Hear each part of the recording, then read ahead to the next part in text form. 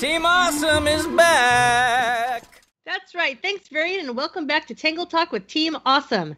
First and foremost, we'd like to wholeheartedly apologize to all of you. Not that we've done anything wrong, but the hiatus continues. We have word that we are not getting any new episodes in December either, so we are finishing out 2018 with no new Tangled. Boo. Sad. Aww. The long winter will continue. The long winter, which started in the summer, will continue. Yep. But the good news is that maybe we'll be getting some in January in the new year. And just so you guys know, Chris Sonnenberg is right there with us. He doesn't know either, or if he knows, he can't say, but most of the crew don't know. Asking the crew is pointless because they don't know. All they really don't, guys. Yeah, all they can do is they can verify that this is the mid-season, that there's lots more season 2 to come, and there's all of season 3 to go, but they don't know when it's coming back. None of them do. So, yeah. No point in asking them, really. But the good news is that we've been getting a lot more information on Kingdom Hearts 3 and a lot more information on the Tangled section of Kingdom Hearts 3. Mandy Moore, Zachary Levi, and Donna Murphy have all been confirmed to reprise their roles in the game. It's due to release on January 29th, 2019. And there has been a lot of footage and stills that have been released recently of the Tangled scenes in the game. So I'm a big Kingdom Hearts fan. I'm getting hyped. I played 1 and 2 and Chain of Memories. I didn't play anything that didn't have Sora in it on account of not having the money to buy a new console and new video games and all that kind of stuff. But I have been appraised of what's been going on, and I'm very excited for 3. I won't be playing 3 either, but for the first time ever, I'll actually be watching a video game playthrough. So, fun. Yay. I'm excited. You could also just come over to my house. Yeah, that's a really short drive, Ellie. It's really short. I'll stream it on Twitch. It's fine. You can watch it through there. I'm not going to be very good at it. Yay. If you stream it on Twitch, I'm going to be yelling at you because I'm, really good at, being the navigator in video games. I remember the map. I mean, when I'm playing myself, I'm very focused. But when I'm not playing myself, I'm really good at looking around and memorizing the map. And I will often sit there with people playing games. I'll be like, nope, you need to turn right. Nope, farther right than that. And it's just so if you stream it on Twitch, I'll be like, no, Kelsey, it's over there. Go over there. Sounds good. Okay, so we're going to kick off our continuation of Season 1 recap, and I'm going to remind you folks that these episodes are being done in production order, not in airing order. I don't think we presently have anything on the docket that's out of airing order, but we're actually fast coming up to the episodes that will no longer be in the order that they were aired in the US. Okay, so we're starting up with Challenge of the Brave. And we warned you all that we have a lot to say about Challenge of the Brave because all 3 of us look back on Challenge of the Brave with great anger and resentment. What do you mean? It's definitely my favorite episode. No, I can't even finish that sentence. It has really good parts, and then it just has really, really, really bad parts. See, no, right there with you. So I'm going to actually start off with something good. Eugene is amazing in this episode. I really love him in this episode. With him and Pascal doing all of the being just sports fans, that is hysterically funny. And also, he's such a freaking good boyfriend. At first, he was really worried about Rapunzel, and as soon as he saw that she could do it, he completely 100% was backing her up. It's like, okay, never mind. All worries are unfounded. Go, girlfriend. And he's telling other people that that's his girlfriend. That killed me. Oh my god, that's my girlfriend out there. Yeah, I love him in this episode. I mean, and even things like when he left his wallet in the stadium, and so that he found a really quick way to make money so he could get back in. So super smart. I mean, honestly, I was kind of irritated on his behalf that he got kicked out. It's a freaking sporting event. Don't be so mean just because he's got a freaking horn, let him cheer. That part was great too. That stupid horn. We get a lot of big soccer stuff going down every time it's soccer season, and every time I hear what are they called, vuvuzelas? Vuvuzela. Anyway, every time I hear those, all I can think about is Eugene and Pascal in that episode blowing those damn horns. But Rapunzel is amazing in this episode. Like, honestly, she hasn't been out of the tower that long, and look at how just freaking skilled she is. Mm-hmm. And it's like, yeah, I'll agree with some things, like being able to pick up that weight with her hair while using all of that leverage was probably not the least cheaty way to go about that, but no one stopped her. So, like, it's not her fault if they didn't stop her. I'm a little bit with Cassandra on that regard, that she was, like, not wearing shoes during the log roll seemed like, I think a whole thing is you got to be wearing shoes because you get better traction if you don't have shoes on, so that's kind of, you have an unfair advantage. But that doesn't change the fact that Cassandra was completely out of line in this episode. Like, she had been doing a steady build-up of, like, oh, no, she's not so bad. I kind of like Cass. I'm starting to really like Cassandra. And then this episode happened. It's like, boom! Gone. And it's like, first of all, I mean, I had it explained to me by Ricky Roxburgh, and I can see it from his point of view when he explained it to me this way, is that Rapunzel isn't just her friend. Rapunzel is also her boss. Mm-hmm. And you can't exactly tell your boss, no, you can't do that. Mm-hmm. You know, it's like, especially if it's a thing that they technically are allowed to do, just because you don't want them to do it, you're like, oh, yeah, I guess you can do that. Ha, ha, ha, okay. You know, but, I mean, so I understand why she didn't want to have Rapunzel participate, but I do not understand completely why she didn't tell her, and then why she blamed Rapunzel for not realizing it when she didn't tell her. It's like, you can't do that. You can't just take this person who, like, wears all of her emotions on her sleeve and all that kind of stuff and then be like, I can't believe you didn't notice. It's like, you were being subtle and you were going out of your way to hide how you were feeling. So that's not cool. And then, like, the absolute ultimate thing that pissed me off was when she deliberately hid her weapon. She sent her into that arena unarmed. And she's supposed to be, like, helping protect her. And she's like, oh, no, I think I'm going to send you into a fight with a huge brutish man and all these other thugs. And you have no weapons on you. Good like, luck. what was her goal there? Like, to get her hurt? Like... I think it was to put her at a disadvantage because you're obviously allowed to pick up any other weapon you find, but she did not go in with her weapon of choice, so that put her at a disadvantage. But even so, it's like, dude, you can't do that. And then when Rapunzel apologized, my heart broke because, like, she had to go through the whole thing about, like, you have no idea how much I respect you and all this kind of stuff. And Rapunzel has spent her entire life being bullied and pushed down by Gothel. And then, like, it reminds me of in What the Hair, how she tells Eugene, I love you more than you'll ever know. And it's like Rapunzel genuinely thinks that people do not understand how much she loves them because she found out that the woman who was supposed to be her mother didn't even really like her, you know? And so she's constantly under this impression that people do not understand how much she loves them. And so to hear her have to reiterate this to Cassandra, I was just like, my heart broke for her. And she poured that heart and she apologizes. And I guess Cass letting her finally hug her was supposed to be Cassandra's apology, but that wasn't good enough for me. Because Cassandra never actually said sorry for doing this. And that made me just so freaking angry. Like, dude, that's not cool, and I'm not okay with this. So, yeah, that is my gigantic freaking rant on this episode. I mean, it had fun stuff, and I actually don't dislike the episode as a whole. But every time I watch it, I get mad at Cass all over again. I mean, I think that now I don't get as mad as I used to because I can see how far we've come. But I still go back to, I can't believe you did that, you know? Yeah.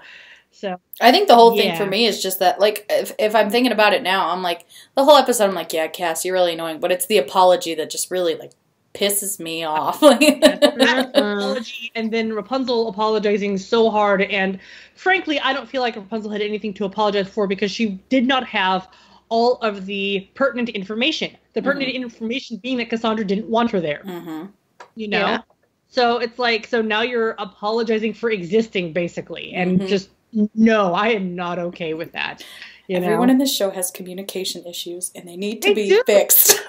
Yeah. Oh my god, they do. It still astounds me that Eugene is the best person at communicating when he is the dude who doesn't do backstory. You know, that thrills me like no end. I love how much that's the case, that he is the most willing to talk, the most willing to listen. I mean, I cannot wait until we get his backstory episode because I cannot wait to see these floodgates. You know, Oh, it's gonna break my heart. like I honestly, It's gonna be so good. I watched Vigo the Visionary and I watched how he reacted to Angry finding quote unquote her family, even though it was, you know, a lie. But I watched how he reacts to that, and part of me sees like not remorse and not even jealousy, but all of a sudden he's like remembering how badly he wanted his family to find him when he was a kid, and he never got that. So I'm just like, oh, Eugene, where's your backstory? Especially because that's the episode where Vigor is like, I mean, we get the huge hint that Vigor knows something about him, you know? And he has all the Dark Prince Eugene What evidence. do you know, monkey? I was just watching that episode, and I was like, he knows something. There you go. But I mean, the fact that the subtle message in that episode is Eugene and his family and his past. And it's so subtle, but it's there. Like, I know that they like to place foreshadowing in episodes, but oftentimes the foreshadowing is something we can't see until we have seen where it's going. And then when we go back and we rewatch it, we're like, oh, that's where it was going. Vigor, like, it's one of those episodes where you can tell what it's hinting at while you're watching it. So D-E-E-D-P-E. okay, Yeah, so hi. It's Ellie over here. I'm going slowly insane because I haven't gotten any new evidence, and I just have to keep poring over what I already have, hey, you and know it's what? making me Honestly, lose my sanity. I was talking to Kelsey about this earlier, and I realized that part of the thing with this hiatus is that we are now at the point where we know that they're not waiting for Mercury to catch up, and there does not seem to be any reason for the length of this hiatus. It's just going on forever, and we don't know why. And so I think that part of the problem is because it's like, if you have the break between seasons, you know that Mercury is busy catching up on stuff. Yeah, and it's expected. You're expecting that. And when we had the mid-season 1 break, it wasn't that long, and we knew that Mercury was catching up. But we're now at the point where, like, it's been months, and we know you guys have finished episodes that you're not showing us. And so part of what's making this one so hard is knowing that they're holding out. And I don't mean Chris, and I don't mean the crew. I mean the execs. I mean the network. They're the ones holding out on us. And it's driving me a little bit batty. I mean, like, I'll have days, I'm literally, guys, there are days where I am weepy over just thinking about things like how wonderful New Dream is, or like thinking about how there's a lot of the crew who's no longer on the show simply because their part is done. Like, the writing is done. The writers aren't on that show anymore. The writers have all gone on to new projects. I know that Kate Ritter, she's boarding the finale right now. And it's just like, so like bit by bit, all of the pre-production stuff is like getting chipped away. And the fact that we're not getting any new episodes in the meantime, it has this strange, surreal sense of finality, even though I know we've got a long way to go before we get there. Yeah. So it's just, I mean, I went off on a crazy ass tangent, but but yeah, so I think that's part of the reason why this particular hiatus is so difficult for us, is because it's just long and seems pointless. And it seems pointless while we're also like, we're not getting merch, we're not getting books. There's no like inside the journals, there's no shorts, there's there's nothing. Like, I think the next thing that we know for a fact we're getting is we're getting the 3rd installment of the 2nd comic series in December. Yeah. So we're going to get that kind of soon. And I bet it says something about Jean-Thierry because they're like totally pushing the Jean-Thierry angle now. But other than that, it's like, since we're getting like nothing new except for the occasional teasers from like the cast when they're like, I'm recording today. Like that video of Mandy where she was getting it. You video of Mandy Moore. She was recording like a song, and there was no audio on it, so we didn't hear any of the song, but we saw her absolutely grooving in the recording booth and like gesticulating really hard and enunciating and being powerful. And I'm like, I want to hear that song. That's an amazing looking song. I don't know what it is, but it's like, gonna go harder than Ready As I'll Ever Be. I'm calling it now. Yeah, absolutely. I wonder if that is Mandy's part to the the big song. Yeah, because the ladder song. The ladder song. That's what we should call it. Everyone will know what we mean. It was the ladder song. But I mean, so it's like our big problem is that we are getting nothing to tide us over, basically. Mm-hmm. And so we're having to rely on our own crazy brain concoctions while we wait. And it's nuts. So anyway. It's like, it's, for other hiatuses, it was like, well, they were short enough and we had gotten enough stuff that like we were able to, still have stuff to talk about when it started up again. But like, even though we got 10 episodes in a row, it's like we've already poured over like everything. Mm-hmm. Yeah. And we have nothing now. And like, hasn't the hiatus now lasted longer than the 10 episodes? I think so. Yeah, so... Yeah. It first aired in June. Yeah, it stopped in August was the last one. Fitz Pancake Day was the last. Yeah.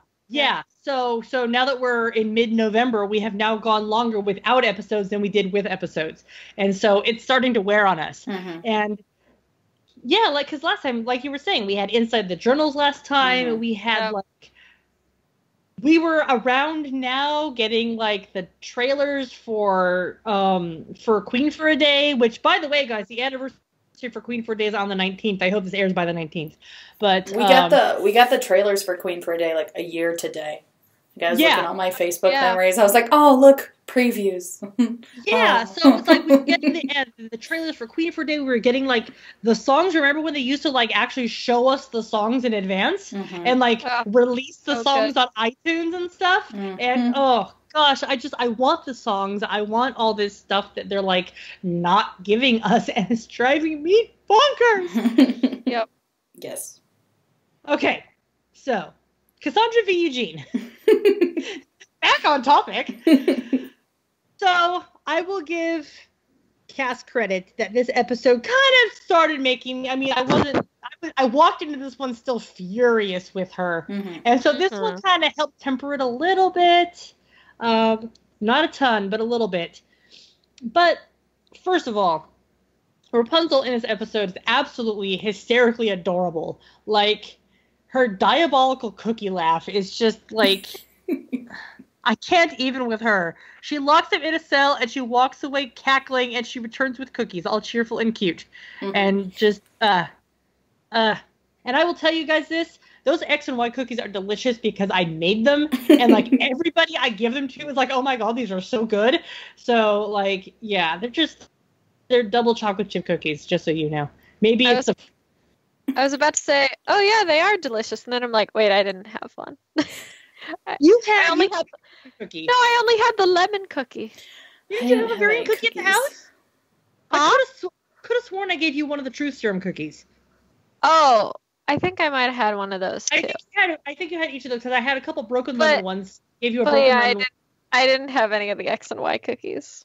But they are delicious, and the crew can attest to the fact that they are delicious, and like people who live in New York can attest to the fact that they are delicious. People who don't really like cookies all that much say they're delicious. So guys, they're delicious. Every time I think of those cookies, I think of Eugene when he goes, "What are we, 12?" Oh my God. So good.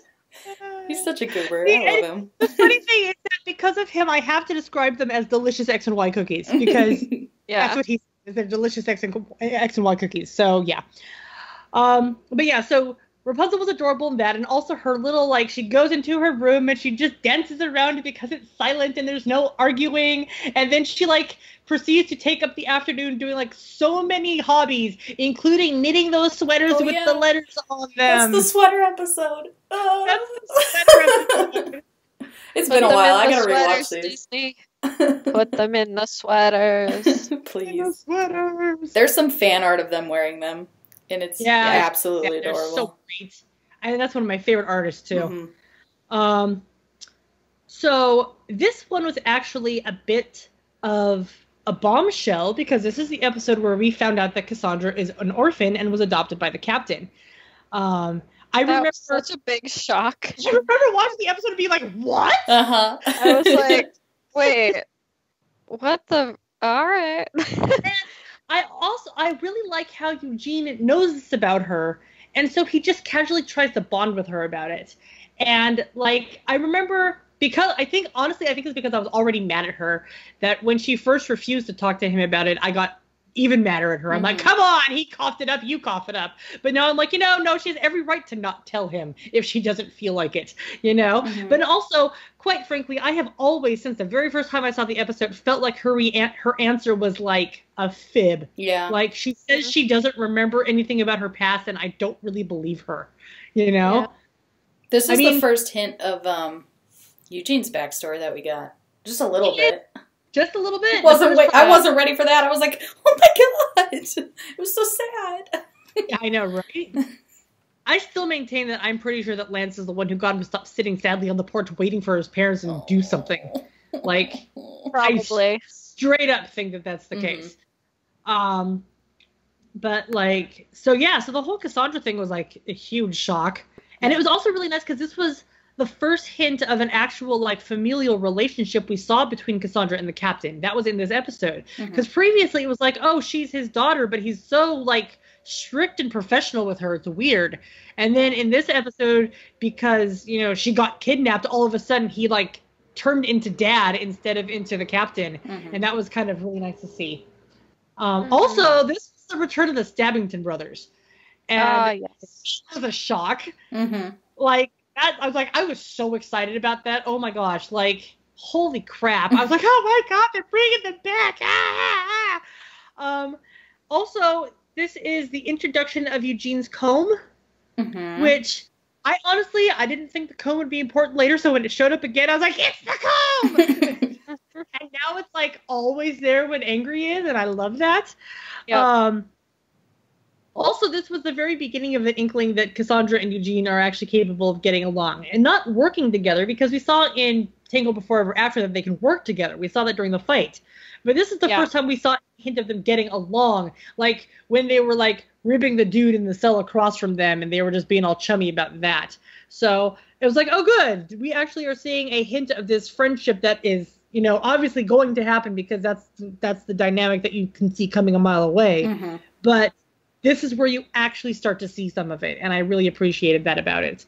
However, them fighting over the Jack is, to this date, one of my favorite scenes in the entire series. Because Eugene is making such fantastic faces while he's, like, mocking her and what she would say if she were him, except, like, completely turning her words around on her. And I don't like Eugene because... what was it? He's smarter, has better teeth, and doesn't use the word vol. Yeah. Yeah. like his expressions for each of those is just so great, and I love it. And oh, by the way, this is the same episode where he was shaving with her halberd. Oh, yes.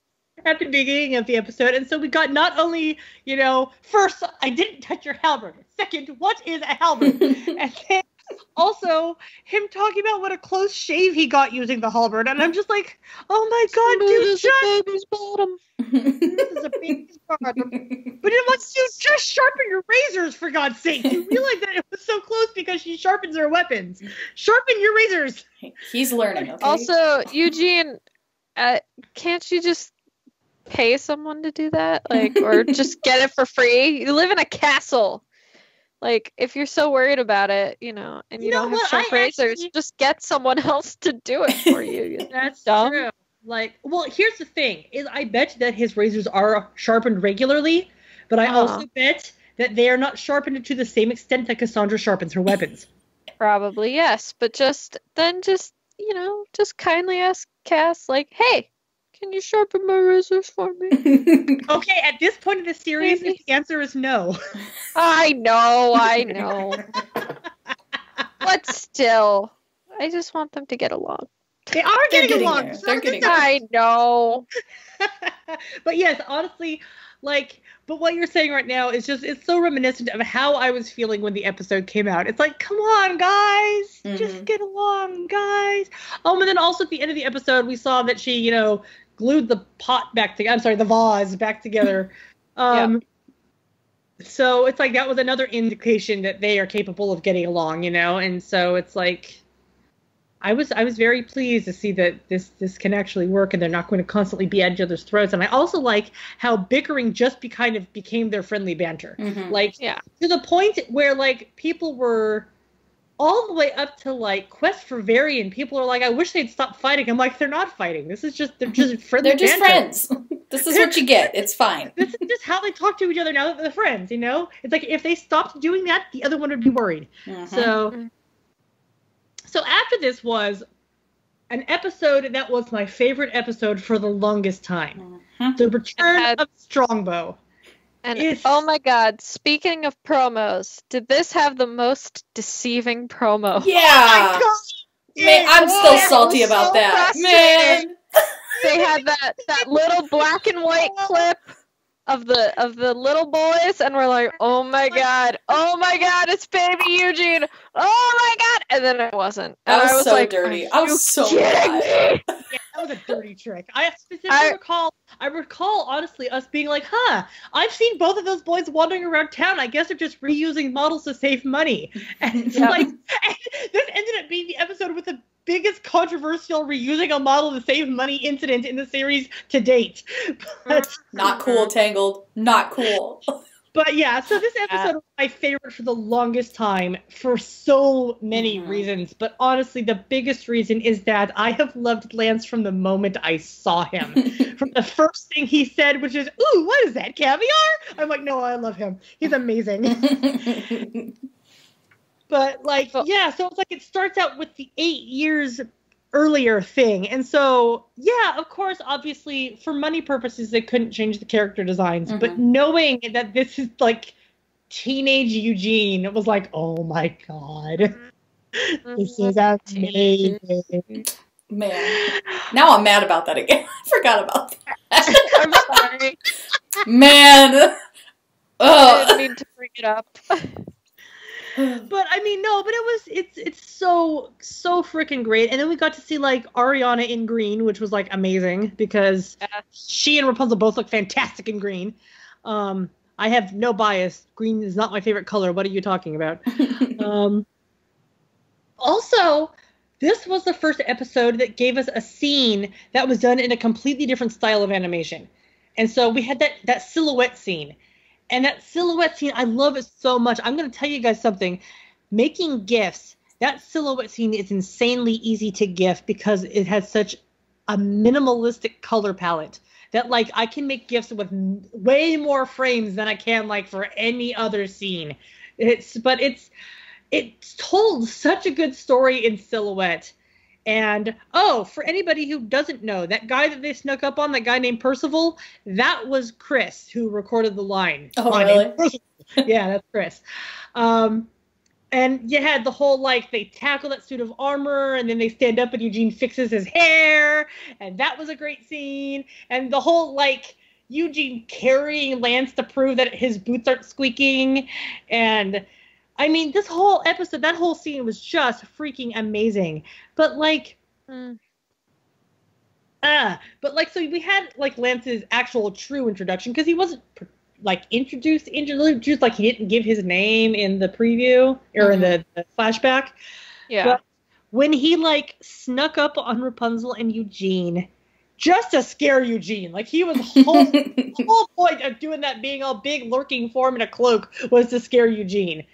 And then Rapunzel, like, smacks him upside the head with a jar. And it's just like, I love that girl so much. And just how quickly she took to Lance because he was Eugene's friend. And I love that about her, that she's just like, nope, I'm giving this dude, like, 15 chances because I love him because Eugene does. This was the episode that premiered her nightgown, by the way. Oh, I love that stupid nightgown. The nightgown is pretty. So great. So great. Holy crap. Love the nightgown. Let's see. Other awesome things about this episode. Okay, so this is the episode that has the famous scene where it's not a threesome. It's not meant to be a threesome, except we all know it's meant to be a threesome. But I'm so sorry, you guys. I'm so sorry to the crew. I didn't mean for all of us to be such terrible adults with such terrible dirty brains. So I remember, Neil and I watched this one late at night when it came out, and that line totally, I mean, I didn't see it at all. And I'm watching it in bed the next morning, and he's asleep next to me, and I hear that line again, and I'm sitting there and I go, hold on, and I rewinded it, and I said, oh my god, and I woke Neil up. Oh. I was like, ah! But it's not a threesome. It's not. I just love how like the fandom as one went, what? You know? Yep. Like we were all like, we were all pretty much like, I knew it. We've been writing about this for 7 years. I knew it. We knew Fitzherbert. We knew you were like that. And they knew we knew. So they talked about it. And then I feel like I was talking about it with Ricky, and he's like, oh, we didn't mean for that to be taken as a threesome. It was just... I remember Ricky actually messaged me, like, I think this is the first time that Ricky actually messaged me privately about anything. Because, like, he's not on Tumblr. He gets on Tumblr and he reads our stuff, but he doesn't have a Tumblr account. And so he messaged me on Facebook, and he's like, just so you know, I want to clear something up. And I read the whole thing, and I was like, oh, jeez. You were talking to him, and you sent it to me, and I was like, I'm so ashamed. I'm so ashamed of myself. However, you have to look at on the other angle. Kate, when I was commenting on that, Kate said something to me about, like, I can't believe they let that line through. I saw a couple people say that. I was like, no. No, it's like, so even if it wasn't what was intended, it's not like they didn't know how it sounded. Yeah. You know? Yeah. So, like, yeah, that was pretty spectacular. I love it. Yeah. So, this episode, Eugene spent the whole episode being, like, so done. And I was, like, living for how absolutely irritated he was for the entire freaking episode. Like, I have never seen him that consistently irritated ever. Like that was, like, take Rapunzel and her mood swings in the movie and now amplify that by, like, 500. Mm-hmm. He was so done. And it was so great. Let's see. So... I was actually very happy because this was coming off of Challenge of the Brave. That Rapunzel standing up to Cassandra, who was insisting that not only was Lance up to no good, but so was Eugene. Mm-hmm. And so Rapunzel constantly being like, you know what, I'm going to show you and you'll see and blah, blah, blah, blah, blah. And the fact that Cass never actually had an I told you so moment, that was all like, really, that did me good. Lots and lots of good. And then it was also great that this is one of the few episodes where Ariana gets a minor spotlight. I mean, she wasn't used very much in the series, but, like, she had her whole, like, she and Eugene were in the scene together, and it was just them, and that was kind of amazing. Because how many of us have wanted to see the two of them bond, because that boy needs a mother. I want more of that. Seriously. Yep. And I find it interesting that she chose to straight up lie to Frederick about it. Like, she made her own judgment call, and she's like, you know, the king doesn't need to know, you know? And because, I mean, that just goes to show that Frederick, especially what we know of him now, he may have flown off the handle if he had found out. So, yeah. The entire scene after Eugene steals the ring back from Rapunzel is, like, comedy gold. Like, everything from Rapunzel getting Pascal to throw the frying pan to her and then her whipping it around so hard that it goes through the door. Eugene and Lance are booking it down the hall, and then here comes Cass, and Lance is like, I'll handle this. And Eugene's like, she'll destroy you. You know what? Go ahead. He's like, go ahead. I love that Lance like smooths out his mustache. It's so cute. Smoothing out his mustache is amazing. Oh, and then every single time, I have to say it, every single time I watch the bit where Eugene is re-terrified of Cassandra all over again, and he winds up to run from her, I can like palpably feel his tension as he like, becomes more terrified. And then he turns around and hits the frying pan so hard that he leaves a face imprint. I mean, this is Tom Rapunzel's like, oh, that's my boyfriend. Through the face imprint. Like, through the face imprint, that's the best part. It's amazing. And so it's like, I mean, and I know that whole scene was Tom Caulfield. And so, like, way to go, Tom. That was the most fantastic scene, like, ever. That was so good. I really love that scene. I take it back. Eugene and Cassandra in the jail cell, no, that is not my favorite scene. Because as soon as I get to this episode, I'm like, no, this whole moment is my favorite scene. Yes. And then, okay, so then you get to, like, the end of the episode where Eugene gives Rapunzel the little chintzy ring that he bought. And he's, like, just so sad and scared and apologetic. And it's like, so oh, cute. Eugene, I love. And also, I will say, that was the good New Dream stuff that I needed. Yeah. I was like, this is what my heart deserves. Yes. And I will say that ring that he gives her looks so much like the ring that Robin Hood gives Marion in Robin Hood that I'm like, when I was a little girl, I wanted that ring with all my heart. Aww. And so now I'm like, Eugene just gave Rapunzel the ring I've always wanted with all my heart. Oh my God. So yeah, that was really good for me on a very personal level. I mean, okay, honestly, and the whole flashback scene, which Ellie pointed out to me, was like a callback to Rapunzel realizing she was the lost princess, because it did the whole, swoop around spinning out of the eyeball thing, and as Eugene realizes that the person who smacked him upside the head of the book was Ariana. But yeah, it was just, I mean, that was a really well done scene also. And then you had the end of the episode, which had that really nice subtle nod that Lance wasn't 100% reformed, because he gives almost all the treasure to charity, but like he's got to keep some of it because he's Lance, and that actually carries over. I mean, even to this day, he still steals things that he likes, and I find that delightful about him, because it's like, I didn't want Lance to be a cookie cutter of Eugene, and he's absolutely not, and that makes me so happy that he's so completely different, and that they and Lance is so chill that he doesn't ever seem particularly annoyed with Eugene, but the fact that Eugene gets so annoyed with him, you have this definite brother vibe to them. Yeah. Like, you've got the one brother who feels like he's got his head on straight, and so he gets so annoyed with the brother who clearly doesn't have his head on straight. And I absolutely love that. So for the They're the best brothers. Yes, they really are. And for the longest time, this episode just hung out as my absolute favorite episode, and it helped that we got our significant season 2 break right after this episode.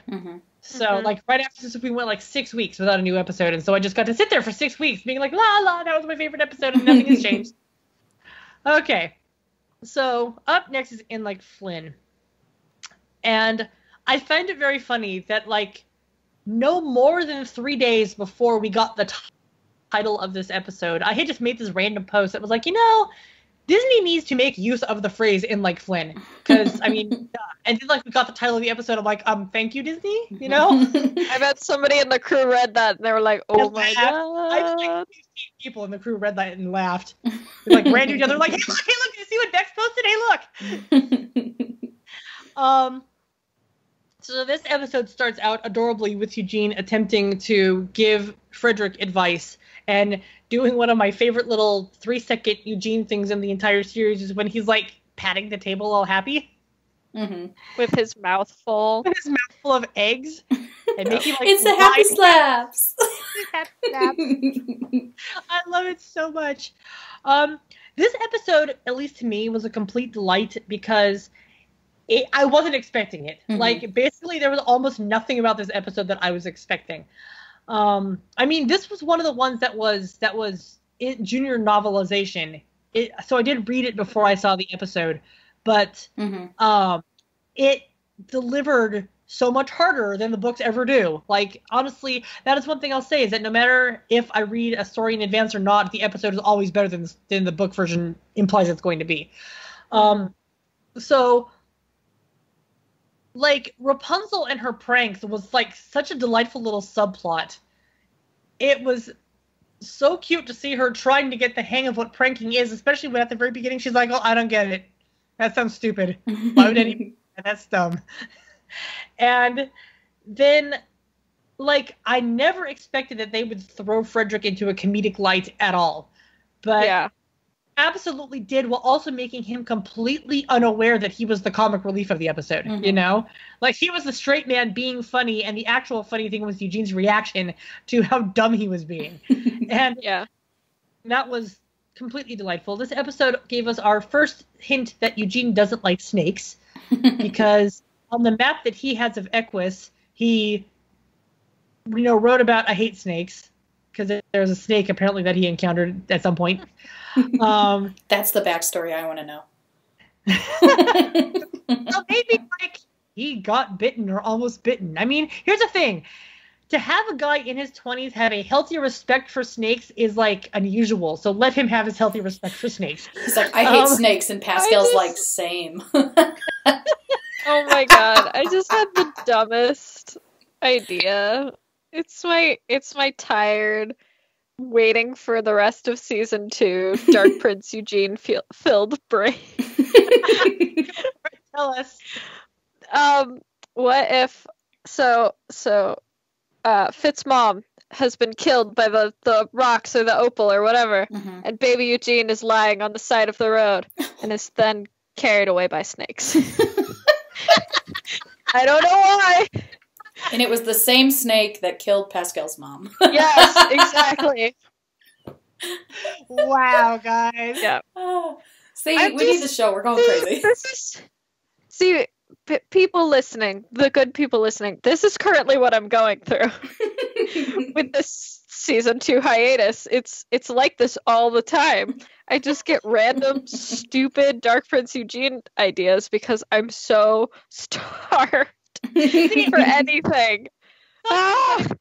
Like the Disney's Hercules direction, where it's like, and then these snakes came to attack him, but like he managed to beat them off somehow despite being a baby. Oh, that would be amazing. I mean, of course, baby Eugene could do that. He probably smoldered the snake to death or something like that. He used the strongest smolder of all, the baby smolder. Oh my gosh. Charisma plus 50. Yes. So this was our second episode where Eugene was completely done for the entire episode, which was utterly delightful because he did such things as screaming into his hat or falling. Oh, that's my favorite part. Or falling Frederick down the hall saying, "I love Rapunzel, I love Rapunzel, I love Rapunzel," to remind him that he was putting up with Frederick because he loves Rapunzel. He's like, I love my woman. Oh my god, her father is driving me insane. Help! I mean, God, and like Eugene's like competence versus Frederick's incompetence, and it makes you think Frederick was probably competent once upon a time, but he's not a soldier anymore, and he's not a stealthy man anymore. Mm-hmm. He's just an old man who thinks he can somersault, and he is wrong. No, you can't do that. How about Eugene's face when he was picking the lock with the branch in his hair from when he had to hide the bush? Yes, so good. Oh, goodness. So Eugene being done was like the highlight of this episode, or possibly the highlight of the episode was the biggest plot twist of the century, that the royal seal was a seal. Like, who saw that coming? No one. That was amazing. Trevor Jr. is the best. I freaking adored that. He is my beautiful son, Trevor Jr. I love him. I love him too. I'm so glad he got freed into the ocean. Yes. Thank God. Old Trevor. So Yeah, honestly, it's like, so this whole episode was like one surprise after another in its ridiculousness. Mm-hmm. All culminating in Rapunzel managing to prank Cassandra in the guise of pranking Frederick. And that was beautiful because she finally totally understood the point. My favorite part of this episode was when Fred told Eugene that he's the one guy that he takes seriously. And I was like, oh my God. I was going to bring that up. Oh my God. Yeah, that was pretty epic and amazing. And he's like, wow. And I'm like, I have a dad now. And it's like, yes, you do. I was honestly expecting him to call him dad. I was, and it didn't happen, and I was sad. I was like, oh, what if it had slipped? I just don't think we're at that point. Like, I don't think he's at that point where he can call him dad. I mean, parents are such a hard thing for Eugene. I think and you can tell. If he had been like, oh, thanks, dad, and he was like, not dead yet. Pops. It's like Frederick calls him son, but Eugene's not allowed to call him dad. He's the king. Yeah. But yeah, so I feel like Eugene's at that point emotionally. Absolutely amazing, and I really, really love that. And thank you for bringing that up because I was so focused on the comedy that I briefly forgot about that very, very poignant, sentimental moment. Kills me every time. I will say that one of the thoughts that I had after watching this episode, and somebody actually wrote a fanfic about this for me, which I thought was amazing, is that Rapunzel has literally stayed up all night pranking people. Literally. Eugene has stayed up all night breaking into this castle to steal the royal seal. Literally. These two must be freaking exhausted by the end of the episode because they have been up since yesterday morning. They never sleep, though. Yeah. Half the episodes are at night. Hey, you will never sleep because sleep is for the weak. I really want to point out that we have a short where they are sleeping.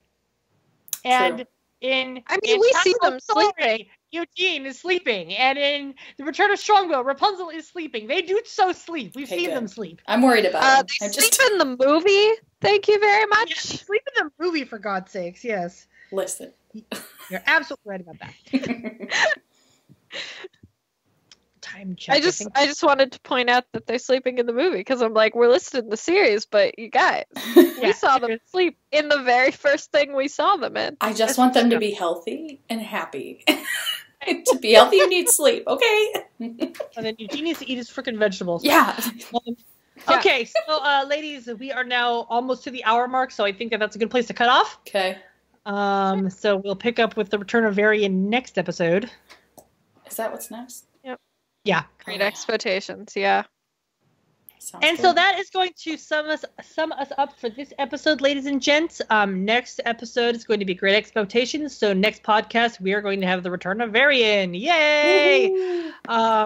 So thanks for tuning in again, guys. Hang in there with the hiatus. Feel free to tell us how absolutely batty it's driving you and the crazy things that you come up with because you're being driven insane by lack of new content.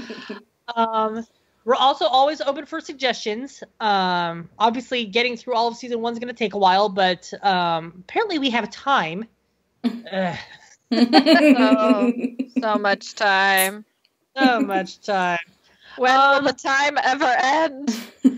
Who knows? So hopefully next time we'll have good news for you, but I doubt it, if only because by the time we watch the time we record the next one, it's going to be in 2 weeks, so we won't have January's schedule yet. So it's going to be a bit before we know what to expect from January. So hang in there, guys. Thanks for listening, and we'll see y'all next time. Bye. Bye. Bye.